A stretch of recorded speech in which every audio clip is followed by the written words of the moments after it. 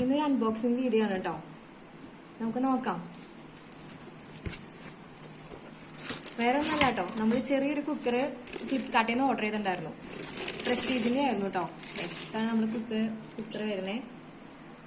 പ്രസ്റ്റീജിന്റെ 3 ലിറ്ററിന്റെ കുക്കറാണേ.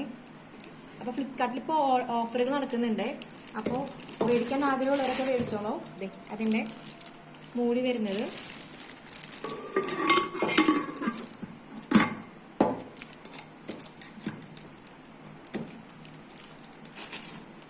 നമ്മുടെ വിസില്